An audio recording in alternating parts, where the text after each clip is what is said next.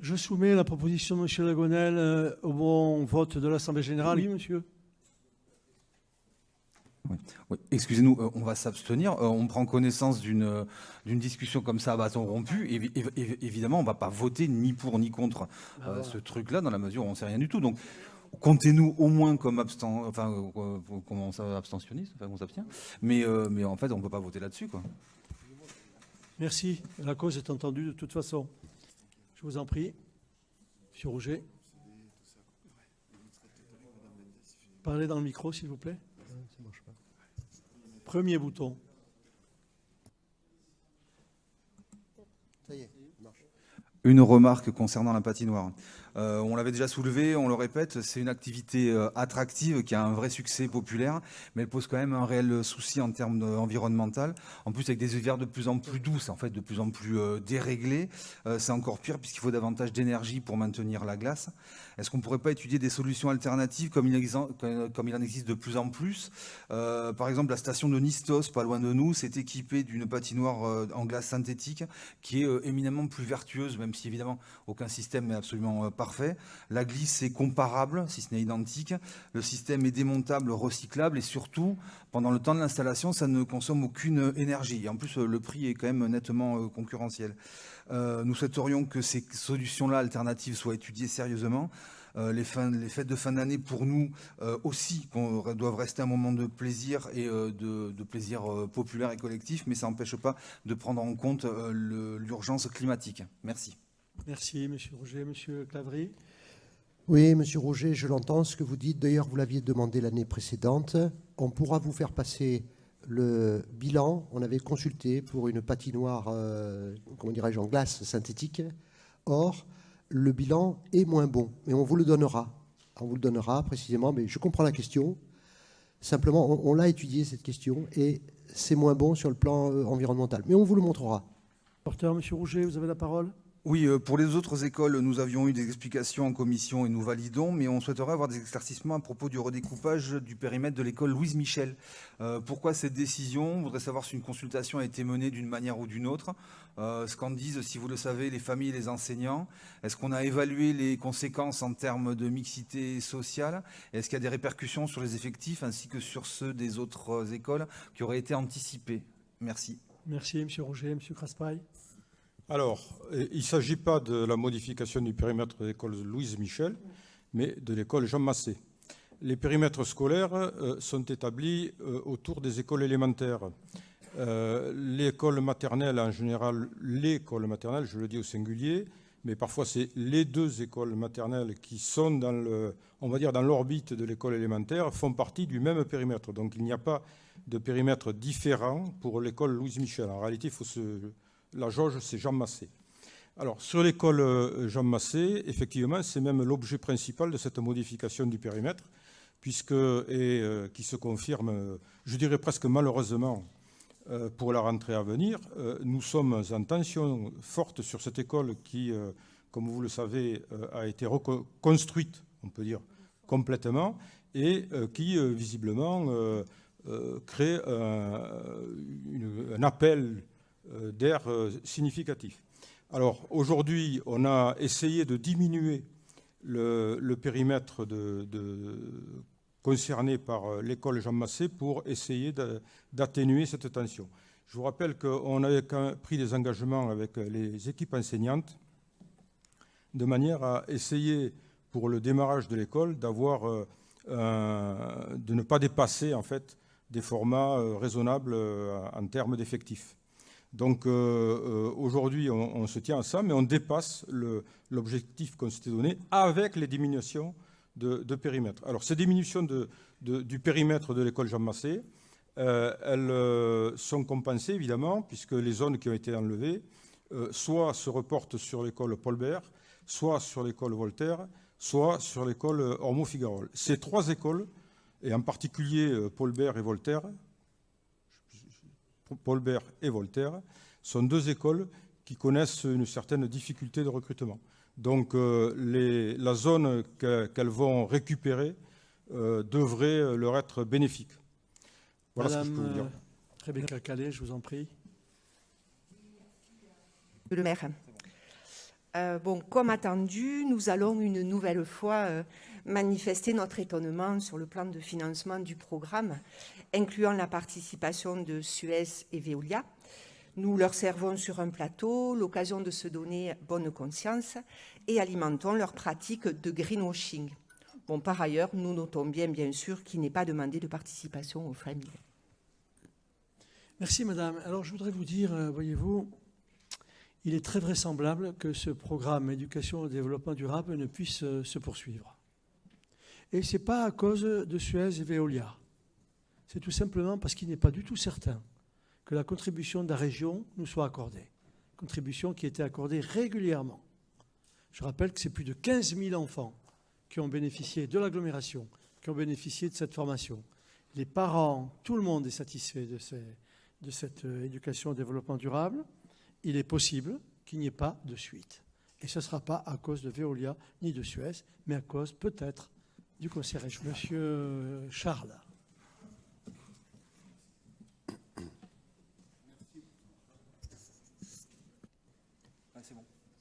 Merci, monsieur le maire. Nous sommes contents de voir cette délibération, puisqu'on avait posé la question au dernier conseil municipal, quand on avait parlé justement de la mise en place de la taxe concernant les friches commerciales. Mais du coup, on est aussi un peu étonné, parce qu'on nous avait répondu, je crois que c'était M. Claverie, qui nous a dit que ce n'était pas du tout à l'ordre du jour. Donc on se réjouit de le voir si rapidement venir en délibération. Juste une petite question un peu annexe, c'est qu'on a bien noté que les logements insalubres ou avec beaucoup de travaux étaient exclus du champ d'application de ce dispositif. Et du coup, ça nous a fait penser à une proposition qui avait été discutée il y a quelque temps, qui était le permis de louer. Et donc, c'était pour savoir où est-ce que vous en étiez de votre réflexion sur ce dispositif du permis de louer, parce que ça avait été évoqué, il me semble, soit pendant la campagne, soit en début de mandat. Je ne me souviens plus trop, mais c'était quelque chose qui avait été évoqué. Avant de passer la parole à M. Cavry, je voudrais dire, M. Charles, que pour ce qui concerne les friches insalubres en centre-ville, dans le cadre du programme Action Cœur de Ville, on est aujourd'hui à 372 logements qui sont en cours de rénovation, qui ont été rénovés ou qui vont être rénovés, ce qui représente plus de 7 millions de travaux pour les entreprises artisanales locales. Et effectivement, dans ce cadre-là, il y a pas mal de logements anciens insalubres qui sont en cours de rénovation. Pascal ? Oui, vous avez raison, Monsieur Charles, je ne vous avais pas répondu avec une grande précision. C'est parce que la question que vous avez posée à ce moment-là, sauf erreur de ma part, c'était savoir si on pouvait mettre la même taxe que sur les friches commerciales. En réalité, ce n'est pas la même chose. Sur les friches commerciales, c'est sur la valeur locative, c'est-à-dire 10% la première année, 15% la seconde et 20% la suivante. Là, la seule possibilité législative, c'est d'assujettir à la taxe d'habitation les logements vacants. Voilà. Donc, d'où l'imprécision de ma réponse à l'époque. Monsieur Charles. Oui, juste, excusez-moi, c'était par rapport au permis de louer, savoir si c'était quelque chose que, du coup, c'est une réflexion que vous envisagez encore ou pas du tout? Parce que vous avez répondu par rapport à Action Cœur de Ville, donc j'ai cru comprendre que c'était plus envisagé. Non, honnêtement, c'est une réflexion qui est en stand-by pour l'instant. Monsieur Larrazabal. Oui, merci Monsieur le maire. C'est une compétence de l'agglomération, le permis de louer. Donc c'est sur proposition éventuellement de la commune sur un certain périmètre, mais c'est de la compétence de l'agglomération. Et l'agglomération l'a mis en stand-by pour l'instant. Qui veut intervenir? Madame Rebecca Calais. Merci, Monsieur le maire. Donc, nous voterons contre la mise en place du RIFSEP.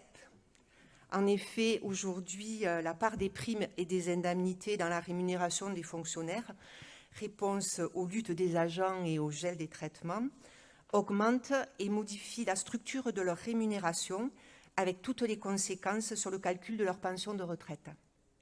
Si un des objectifs affichés de la mise en place du RIFSEP est de porter une attention particulière pour les salaires les plus modestes, le compte n'y sera de toute façon pas. Seul le dégel du point d'indice pourra répondre à la précarité grandissante des agents territoriaux, de catégorie C notamment, les plus nombreux dans la collectivité. Ce régime indemnitaire comporte aussi un complément annuel, part variable, reposant sur l'engagement professionnel et la manière de servir de l'agent. instituant de fait une mise en concurrence individuelle au risque d'éclatement des collectifs, bien loin du travail de coopération nécessaire à la conduite de projets utiles au bien commun. Et que dire de la subjectivité d'une telle évaluation? L'engagement des agents de notre collectivité permet de mener à bien les missions de service public qui nous sont assignées. L'attractivité de la fonction publique décline, la pyramide des âges s'inverse. L'accompagnement des richesses humaines de cette collectivité est bien évidemment un enjeu majeur. Une politique juste de rémunération doit pouvoir y contribuer. Merci. Monsieur Giral, vous voulez apporter quelques éléments de réponse après le brillant exposé? Merci, monsieur le maire. Très rapidement, d'abord, sur les catégories concernées par la mise en place du RIFSEP, il n'y a aucun choix de la collectivité d'opérer un distinguo entre certains agents et les autres. C'est la reprise des dispositions légales. Donc, lorsque la délibération précise au bas de la page 1 et à la page suivante quels sont les agents non soumis au RIFSEP, il s'agit tout simplement de la loi et de la stricte application de la loi. Quant aux remarques que vous avez émises sur la prime qui serait réduite à 10 € mensuels liée à la façon de à la manière de servir de l'agent, je crois que très sincèrement, il ne faut pas crier au risque d'arbitraire, d'abord parce que le montant est tout à fait modeste, et ensuite parce que l'idée de tenir compte de la manière de servir et de donner, j'allais dire, une prime à ceux qui paraissent devoir la mériter, non pas selon l'humeur du jour, mais selon des critères objectifs, résultat de l'entretien professionnel, appréciation du chef de service. Je crois qu'il n'y a rien de choquant à cela, et d'ailleurs, toutes les collectivités prévoient un tel mode de rémunération qui est parfaitement dans l'esprit du RIFSEP. Monsieur Giral, merci. Madame Calais, vous avez parlé de la variation du point d'indice. Je voudrais faire une petite remarque à ce sujet.